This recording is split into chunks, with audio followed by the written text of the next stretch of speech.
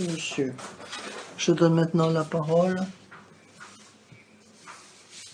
à la DRC Net Foundation. Thank you, Chair. Merci. Excellent, je suis David Borden, directeur exécutif depuis 1993 de cette fondation, donc stopdrugs.org.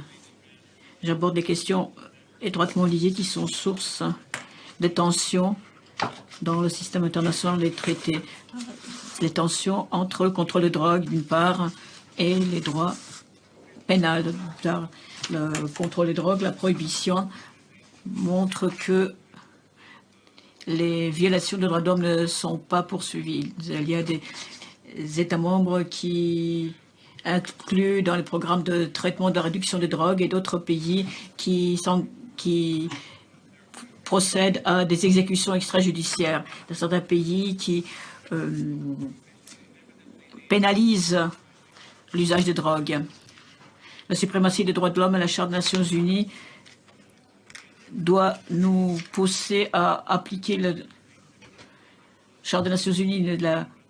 La légalisation est due à un changement de l'opinion publique en faveur de la légalisation, mais c'est également dû à certaines pratiques policières qui ne sont pas appropriées. L'administration d'Rudolph Giuliani, maire de New York, dans le passé, le nombre de criminels a augmenté de façon importante, mais cette législation n'est plus en vigueur. Cette législation a poussé les gens à se cacher pour fumer. Et donc, la police a pu fouiller les personnes pour les arrêter. Et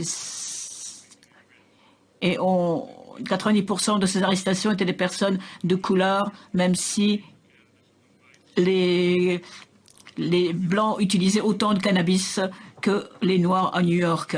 Et cela a entraîné une marginalisation puisqu'ils étaient en contact avec le système de justice pénale. Nous pensons que, et avec les 300 organisations qui s'associent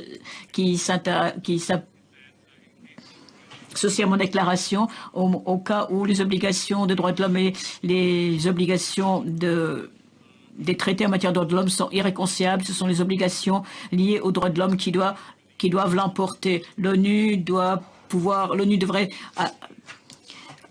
modifier les traités pour s'adapter à la nouvelle réalité, comme je viens de l'indiquer, mettant les droits de l'homme en première place.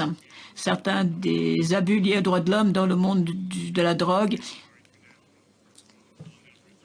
et ne sont pas appropriés au niveau international, notamment le manque de méthadone en Ukraine suite à l'agression par la Russie. Je pense que la Cour pénale internationale pourrait s'occuper de cette question liée aux droits de l'homme et le non-respect des droits de l'homme. Merci. Je donne maintenant la parole à la